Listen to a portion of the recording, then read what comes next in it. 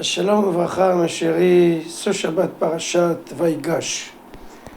À vrai dire, les deux parshiot de la semaine dernière, Vayeshev, Miketz, des parashot très embarrassantes.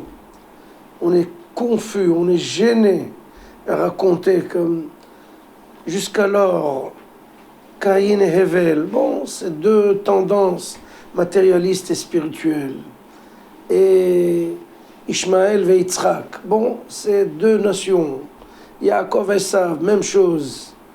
Maintenant, c'est 12 tribus, 12 frères qui sont les, si vous voulez, les ambassadeurs de Akadosh Baruch Hu dans le monde.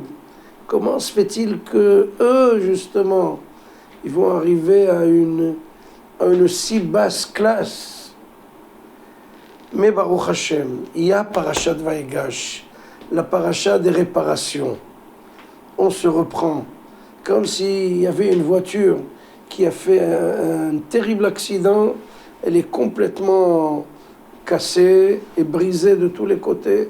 On l'amène au garage, en tôlerie, on va la réparer, on va lui refaire les peintures, et là, elle ressort du garage toute neuve, comme si à l'instant on l'avait achetée. C'est exactement ça, Parashat Vaïgash. Les frères réparent, ils regrettent, ils font le repentir, c'est le grand remords, et ils reprennent et ils font le point. Comment se fait-il qu'on a vendu notre frère? Première chose. Deuxième chose, Yehuda, Judas, il est prêt à remplacer son petit frère Binyamin. Il dit à Yosef, je le remplace, ne touchez pas à cet enfant. Cet enfant, je suis responsable. Et il doit retourner chez son père. Il n'y a aucune possibilité au monde que cet enfant reste ici. Ou il revient avec son père, ou c'est la guerre. Donc, Yehuda a tout fait pour remettre les choses en place. Yosef, son repentir, d'abord vis-à-vis du maître du monde, parce qu'ils s'embellissaient, donc il n'y a pas de fumée sans feu. La femme de Potiphar, elle a vu un mec de toute beauté, ça l'a excité. Donc là, son repentir, c'est de ne pas toucher à cette femme. Il a réparé entre lui et le maître du monde. Troisième chose, Yosef a réparé vis-à-vis de ses frères. Vous savez, ses frères, ils voulaient le tuer. Ils l'ont jeté dans une fosse de 10 mètres de profondeur. C'est très grave, c'est très dangereux. Normalement, dans la Torah, quelqu'un qui est tombé dans une profondeur pareille, on dit c'est certainement, avec certitude, que cet homme n'existe plus. Et là, Yosef, il a été jeté, donc il a été en fait le complot de le tuer.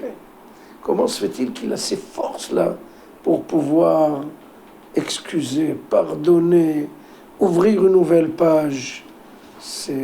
Il faut voir comment la Torah raconte. Il les console, il les embrasse, il les étreint. C'est extraordinaire. La dernière chose, Yosef ne veut pas être enterré en Égypte.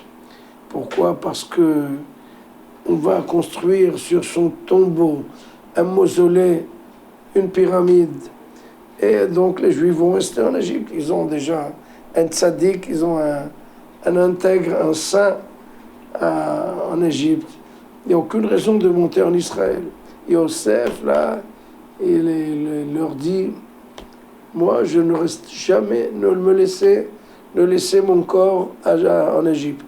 Il faut le monter en Israël.